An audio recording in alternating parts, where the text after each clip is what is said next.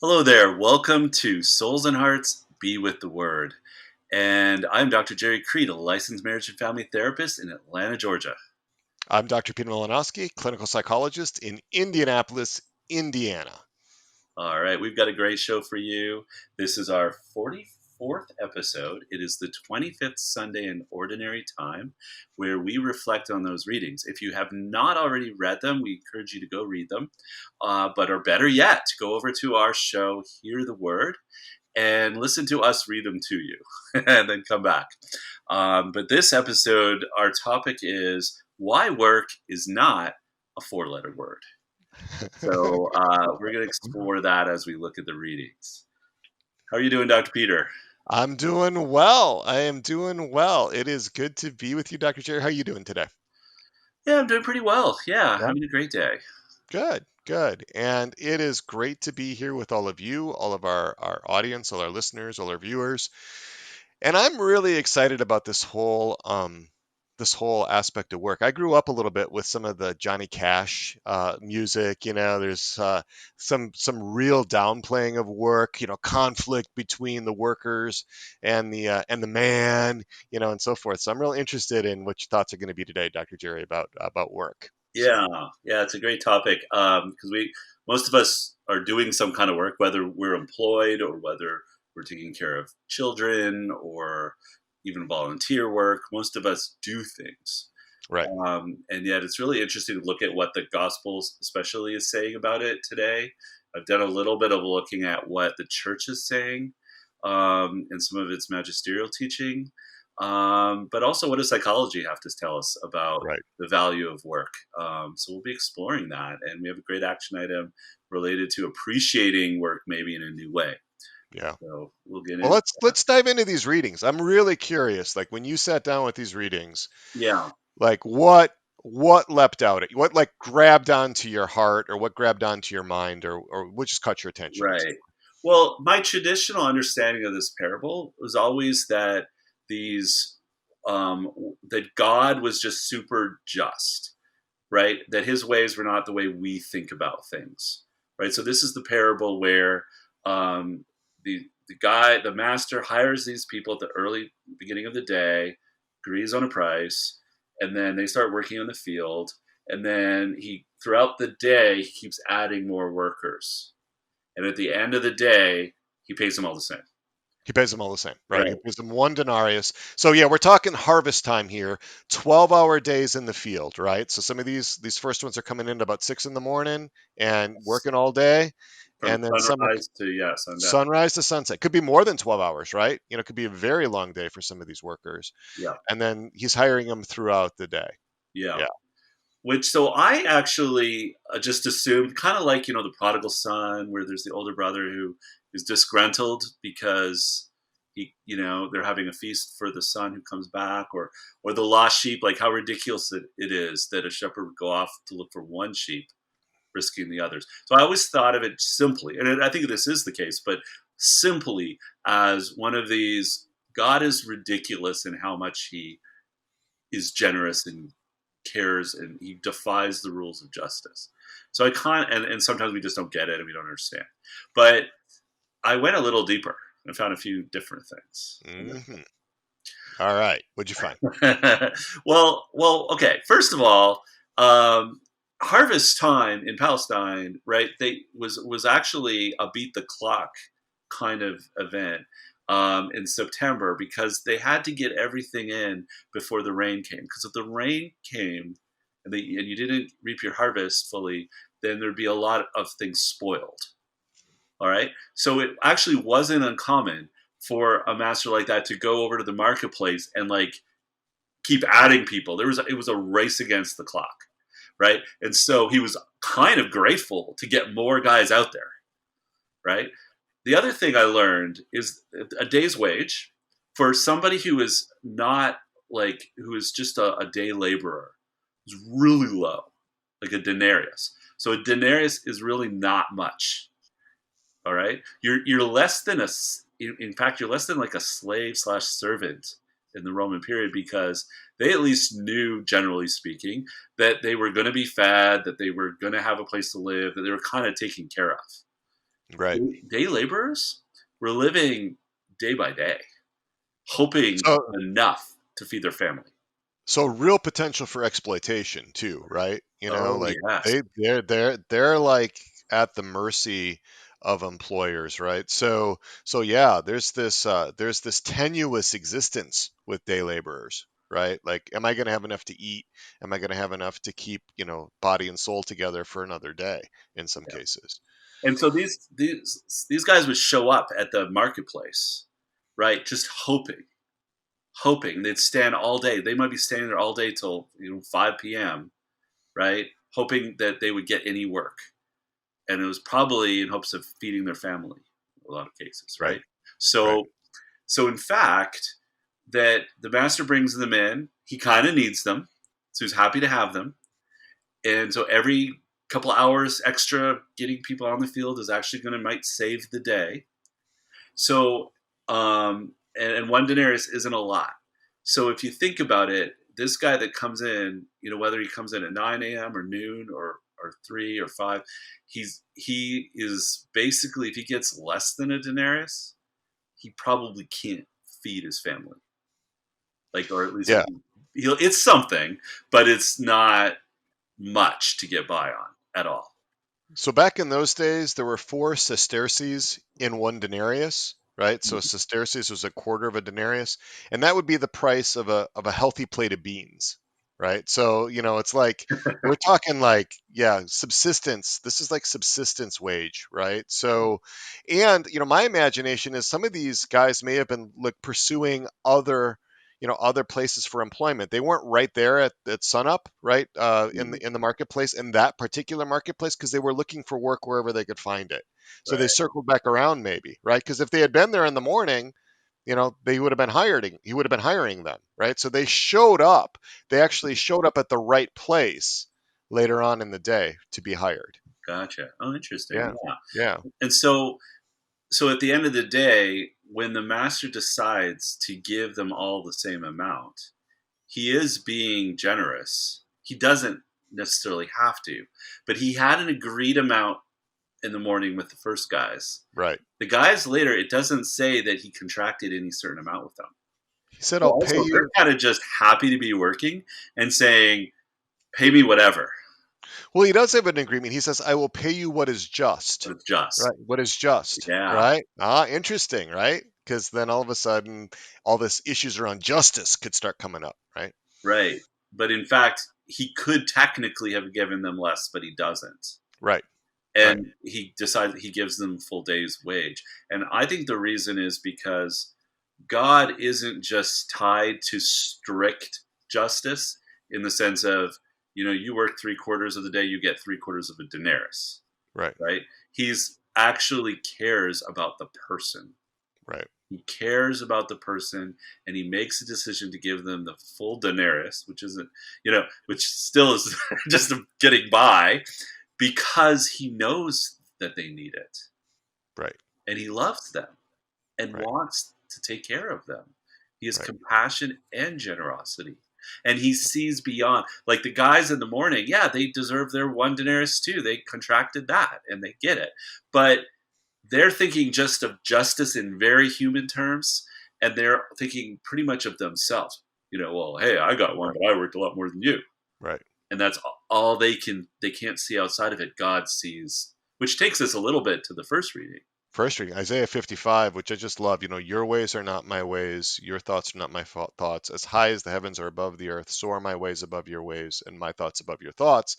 Yeah. Right. He's thinking, hey, this is about loving, right? And the workers that were there from the very morning, they're not thinking about it in the bigger picture. Like, hey, here's an employer that might give me more than, at some other point than I actually contracted for. Like, what a wonderful thing for employers to exist like that, even if I'm not profiting from it today, Right. right? There's this very narrow vision, right, that Mm. that these laborers are having that were hired first thing in the morning. And I think it's interesting because I think we are, as humans, we tend to be self-centered, and money provokes a lot in us because we need it to Oh yeah, survive, and we can be greedy, or we can be just, it can affect us. right, Have us turn away from sin, and turn towards sin. Whereas God, it shows does see the bigger picture. His ways are not our ways, you Right. know.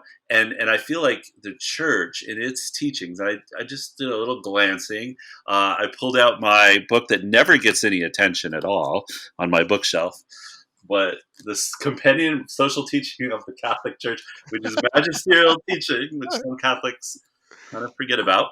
But you know, I was looking at Rerum Novarum and Pope Leo the 13th a little bit and his teaching, but especially John Paul II. And I don't know if I can say the term right. Is it Laborum Exercens? Anyway, that's the encyclical that John Paul talks about work. In Rerum Novarum, there's this sense, because it's the 19th century with the Industrial Revolution, where workers aren't being treated well, Right. right? And they're being basically treated like they're cogs in a factory. They're just commodities to be used, right? And working conditions, they're terrible.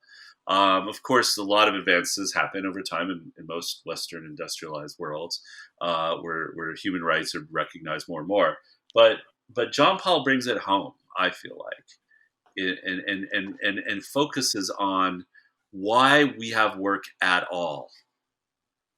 Right? We have work because to serve the human person, to be like as a human person, the work we do is meant to have inherent meaning and advance create God's creative work, advance redemption. Hmm. Right? We don't just work. We're not just commodities. Does that resonate with you? That resonates with me. Yeah, I mean, I've heard in traditional circles sometimes that work is a punishment for original sin, right? Because now, Right. now Adam and Eve have to, earn their bread by the sweat of their brow and so forth. But if you actually look in Genesis, there was work of a different kind before the fall.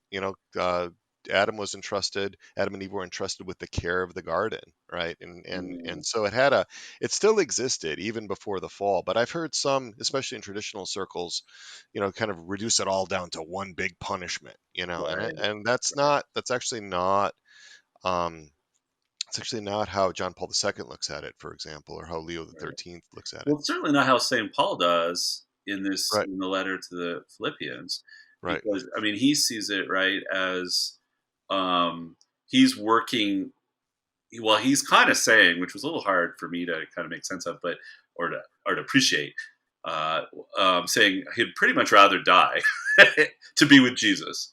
But right, since he's here, he's working toward preaching and stuff to bring others to Christ, and so he finds meaning in that work. right, And that's right. definitely not a punishment to him.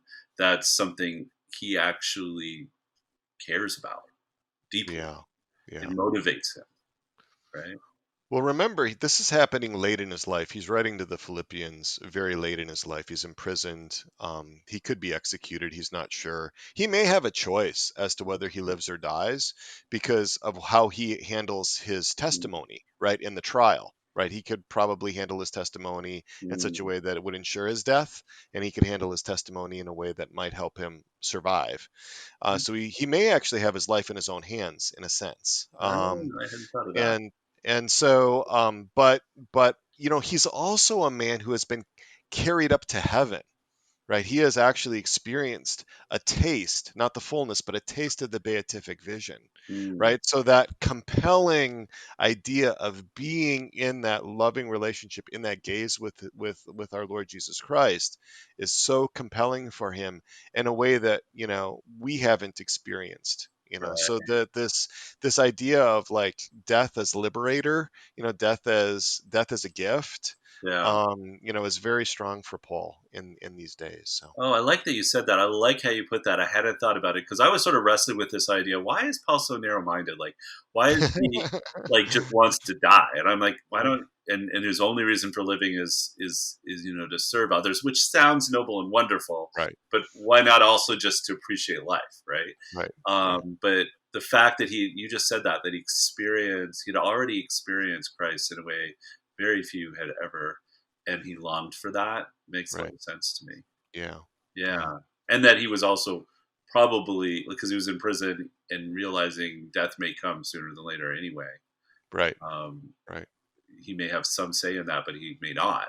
He may not. He may not. But as a Roman citizen, he has certain Mm, rights, and they're going to be more loath to execute a Roman citizen than someone who's not, I would think. So, yeah. so yeah, that's kind of what I'm thinking. Is I'm trying to enter into Paul's mind. But the interesting line in there, the two words that really caught me, where it was a fruitful labor, right? He's talking about a fruitful labor. Hmm. And that brings us right back to the gospel, right? Because remember, what are they harvesting? They're harvesting grapes. And I will tell you, I have a vineyard. There is nothing quite so short lived as a grape on the vine. Like, you have got to get those grapes. It's not like harvesting wheat. Wheat can sit out there, corn can sit out there, the different grades can sit out, barley, whatever. But grapes, man, if you get wet coming in, you've got fungus all over the place. It's going to ruin everything. That, So, what you were saying before about having to get that harvest in, it's absolutely true. In fact, they may have been trying to beat the night, because if that night was damp, that fungus could take over, and by the morning, that entire crop could be just destroyed. wow. So, Yeah. um, yeah, so I really like how you did your research on that. Uh, Yeah, yeah. but you knew it firsthand. I didn't know. I really have never had a great grape crop, to be honest with you, Gary. Okay. It's been one of the most frustrating things to grow.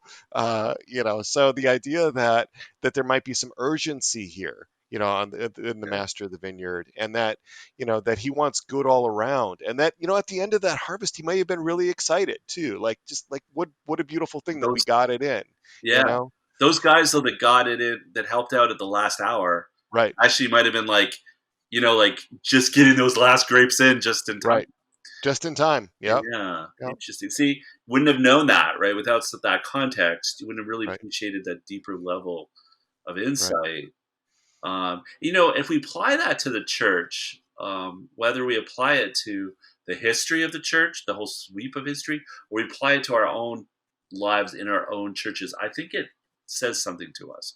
Because the first example of the sweep of the church, sometimes I think we think, well, all the great saints were hundreds of years ago, right? Like, and I could definitely get into that. Like, I love all St. John Chrysostom and St. Augustine and all these people, and just thinking they were the glory days, and we're just like, we're in this century and it sucks, right? And so part of, and we're like lesser or something. And the reality is that's not, I don't think that's actually the way God sees it.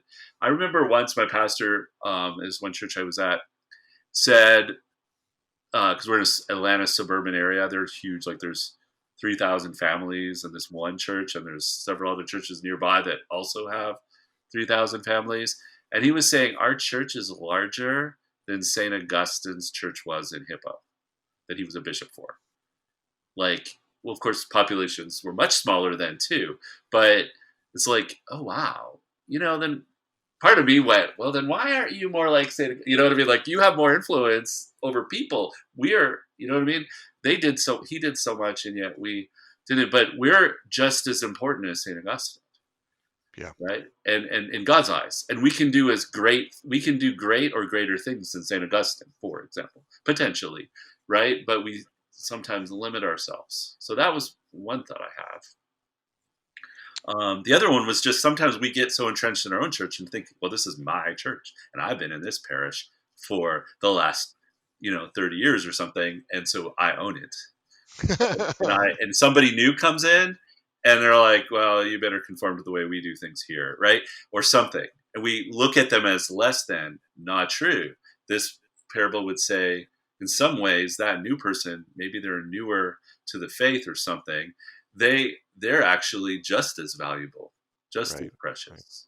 right. Maybe even like the prodigal son coming home for that moment, more important in some way, or at least Well, brings a lot of joy to God. And so we need to challenge ourselves, is I guess what I'm thinking in this parable. this there's an interesting thing that's related to that, because if you actually go back to the Greek, um, the there's this, okay, so the vineyard owner is saying, "Are you envious because I am generous?" That's how it's Yeah, translated in the NAB.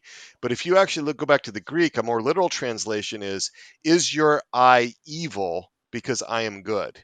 is your Oh, eye evil because I am good? And wow. that really grips me because, instead of just saying envious, are you envious? Is your eye evil? That gets us into the psychology of it because it says, how are we perceiving this through our eyes? Yeah. How are we looking at this? Are we willing that guy only get half a day's wage and that guy get only a quarter of a day's wage and that guy only get, 1/12 of a denarius because he only worked an hour, right? Are we willing that others, are we jaundiced by the way that we're perceiving this, or is our heart open to generosity to good things, right? So then we start getting into like, what kind of lenses are we looking through? Is our eye evil, right? When we're considering what happens for other people, do we Yeah. feel disadvantaged because somebody else got to eat and have a full belly at the end of the day, and we got to eat and have a full belly, but we had to work harder for it, you know? Yeah. So, No, I like that wording. Is your eye evil? right. Um, I like it a lot. And actually, it fits in with where we're going to go with the action item, I believe, Hmm. because I wanted to talk a little bit about some of the general psychological research around work, which I think aligns well. A lot of it, anyway, aligns with what the popes have been saying about work over the last 150 years, and really it's like, what is the value or benefit of work at all? Like, what do we get out of it?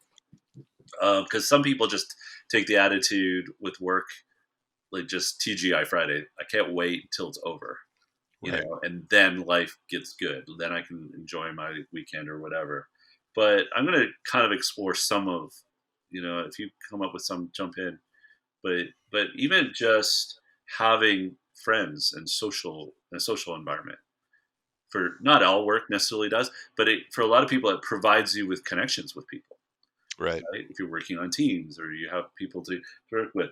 Another one is just work can give us a sense of our identity. It shouldn't be our whole identity, but an aspect of our identity, and can give us a sense of self worth. And Yeah. what we're doing, the fact is that we're accomplishing something or completing things can give us a sense of self efficacy. In other words, we're capable of doing things, even if it's like cleaning, cleaning something. We have a sense of we're contributing, Right. and so on. Gives us money, so we can't deny that. If it's employment type work, we get funds, which is useful.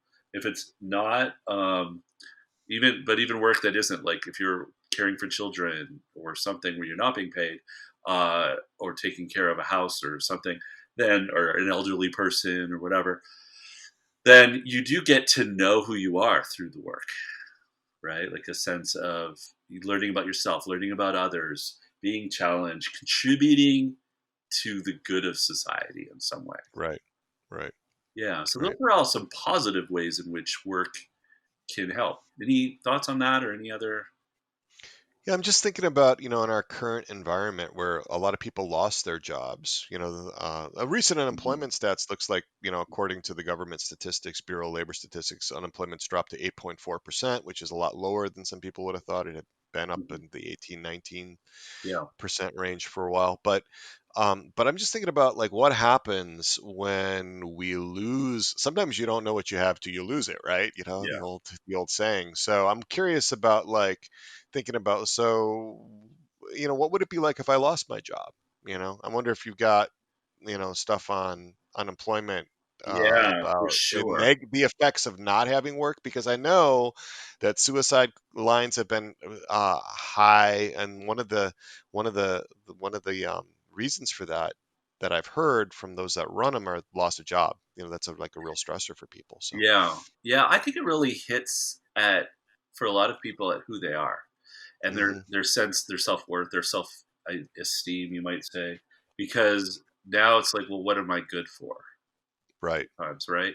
And I feel like that is definitely an understandable feeling, right? And certainly there can be fear and anxiety around loss of income, right? Yeah. And that's a very understandable concern.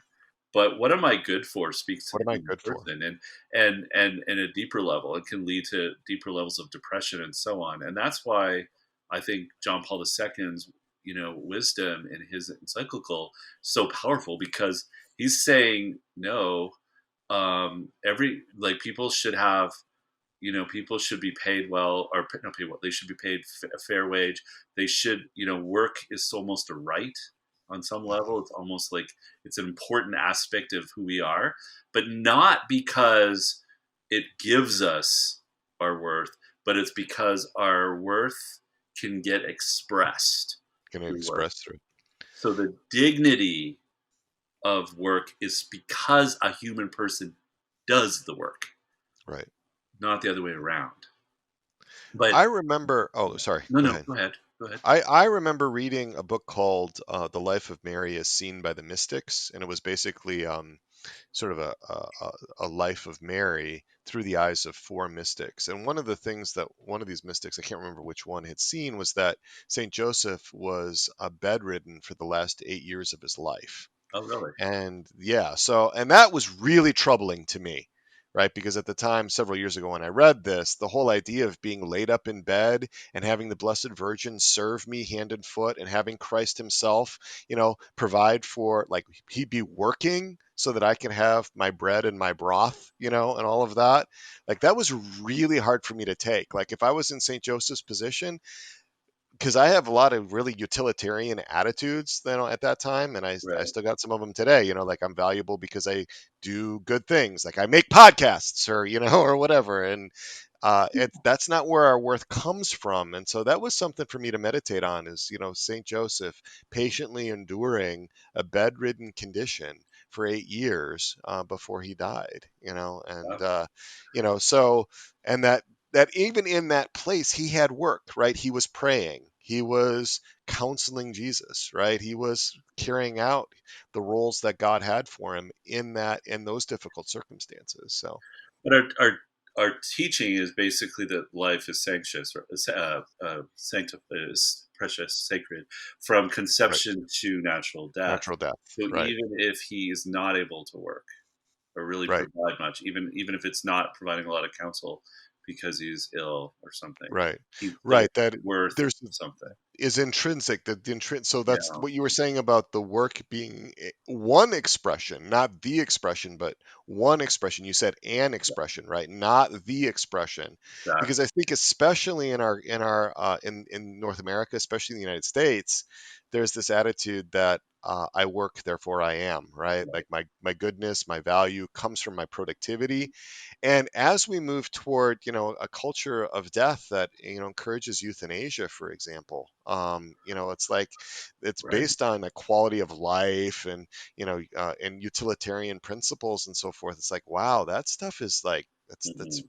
it's something that we really have to be countercultural about. So You know? even if you are not elderly or sick, but even if you are a stay-at-home parent taking care of children, or taking care of an elderly parent, but you're not getting any money, or you choose to do volunteer work, or you're doing whatever, it's an expression of the human person, and the work is beautiful. The work is precious because in it you're participating in redemption, ideally Right, you're participating in making the world a better place, or making, or in some way sanctifying the world through your work, right? And that can be like saying, a lot of like Brother Lawrence or Saint Therese teaches us like that could, or Catherine Doherty, or some of the ones right, I really like, who that could be like scrubbing a toilet or changing a diaper is a form of work that can be full of meaning and right. contribute to the kingdom.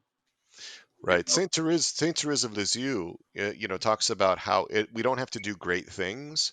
We have to do little things with great love. And she's Mhm. got so much Yeah, around that. So, to sweep a stairway was one of her examples, but with great love.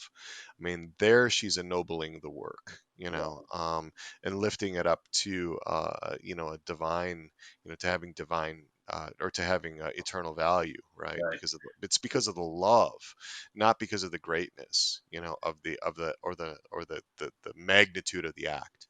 right. And the Catholic magisterial social teaching says that the end of work should not be just to make money. Obviously, Right. you're participating in it Right. economic system, but the real goal should not be just money or some other means. It should be around the human person good of society. Right. And I think we can lose track of that as individuals, certainly as companies, countries, even nations can lose track of that, Yeah. and they're not catching what the gospel is really teaching or what the church teaches. So, Yeah. well, So I yeah. feel fortunate because I've worked as a teacher, I've worked as a school counselor, I'm working as a therapist. All these jobs, to me at least, just feel like they have inherent meaning. It's just sort of helping people. So if you're in a helping profession, to me, there's a lot of inherent meaning. And I think it can be harder for some people working for businesses, technology, corporations, and things like that, to appreciate what they're actually contributing to. And it could be that it's simply providing for the family, Right. right? And that may be enough, and that may be just necessary. But I'm going to challenge, and that's our action item today, is to look at the different elements of the work, whatever work you're doing, whether it's you're caring for somebody, you're in some kind of corporate job, or maybe it's a menial job, maybe it's you're a therapist, or maybe you're a doctor. All these different jobs, there's all kinds of levels in which we could maybe stop and appreciate, that we may not. So that kind of takes us a little bit to our action item, right? And so my action item is to look for aspects of work that you undervalue of your work, whatever it is, even if it's a volunteer job or you're helping with Sunday school or something, because we can get really trapped. I know I've been there at times where it's just like I hate my job, or I don't want to go to work, or I wish I could do anything else. And sometimes if we feel that way, we do need to consider career changes or consider, but that may not be an option today, right? So, what are ways in which we can appreciate? I mentioned some things, the people we work with, right? Sometimes they drive us crazy, but they, in some cases, but Are but you talking about me, Dr. Jerry? no, I'm not talking about you. Well, occasionally you're going to be crazy. I probably have you too. So, but can we look at the people we work with and say, "Wow, I get to interact with people." Right. Right? I think if COVID has taught us anything, maybe it's for some it's that. Like, if I really miss some interactions I have being only at home, Right. right? And this kind of thing. Um, does it give us a sense of stability? Right. Right? Maybe structure is good for me. Maybe maybe if I think it would be great to just not work, but then if I didn't do anything, if I just lazed around in bed all day and watched TV and was stuff like this, doesn't really do anything, I would never actually appreciate resting and relaxation and recreation. But working actually allows me to appreciate that more. One thing. Yeah. Um, what do I get? Do I net recognize something about myself in the work I do? Like if I am, say, I'm a counselor, I can go, wow, I like doing this work. It gives me a sense of identity. It gives me really is it. I'm really able to express who I am in this work. If that's the case, acknowledging that. Money does give us funds, right? Am I helping the public good in some way, even if it's a small thing, Right. right? Right. And am I learning anything about who I am Right. and others? Is it challenging me? Am I being stimulated intellectually in any way? So you're really looking at how is this particular job, this particular work that I've been given, how is that a gift? Now, how is Yeah, it providential, right? You're yeah, really trying to get at how is this a gift and what am I, instead of just gutting our way through it, instead of just tolerating it, instead yeah. of just enduring it, instead of just, kind of just schlepping our way through, but actually embracing it and how am I looking at this with like an evil eye, right? Like it's kind of like what you're saying, like what am I missing? You know, I love that. Yeah, bring it back to the evil eye. right, Right, locked in, and my looking at everybody I work with, I can't stand those people. Oh, my boss is this or that, or right, everything is negative. I like right. that. Yeah, Yeah. that's sweet. So your challenge is you might have more than one, but at least come up with one thing that you get from work that is a benefit that maybe you were undervaluing. Yeah. And then my suggestion there is say a prayer of gratitude, right? Acknowledge that in your prayer time. Like say, thank you, Lord, for my work. And thank you Right. that I was able to, I'm able to get this out of it. Yeah. Yeah. All right. So we got a few things like to take a look at, right? I mean, one of the things is this we got a vocations course, right? Vocations Oh, is a type of yes. work, right? So that's the Be Called course that Dr. Gerry co-did with Dr. Mark Lafke, dear friend of ours. Excellent job on that course. So there's some things in there that definitely pertain to this topic. Yeah. And there helps you get a plan for life in that to help Right. you discern, what kind of career path or vocational path you want to take. Speaking of dear friends, I want to throw out a little shout out to a buddy of mine. His name is Mac Barron, and he and his wife Catherine, and that's Catherine with a K, have a great podcast called Catholic in a Small Town. And so if you go to Mac and Catherine, and that's Catherine with a K.com, you can check out, they've got a lot on their actual website, but you can also check out that podcast. And This is like a really long running one too, right? If I'm not mistaken, this is one that goes back like a long way. Mac's been doing a podcast since 2006, and I think he can claim to have the longest running podcast that's Catholic that's still going. Really? I Really? believe that's Huh. true. And 2006. So that's 14 years, Dr. Jerry. That's yeah, like 14 years of think about podcasting. like podcasting itself hasn't really been around that long. Like Right. really, it's not like you say, "Oh, I've been doing a podcast since 1982," and then you would know. Right. I don't Right. think that's true. Right. But but no, and he talks about like family life stuff, Catholic issues, raising kids, but he also gets into all kinds of interesting things about movies, books, games. And honestly, I think I know a lot about movies because I kind of like movies. I'm a bit of a movie buff, but Mac, hands down, if I mention a movie, he knows about it, can analyze it, critique it, tell you anything you want to know. He's full of amazing information. So check that out. He's All one of right. our listeners, and that's another thing. I appreciate Mac you mentioning us on your podcast as well. So Thanks for that's that. sweet. Yep.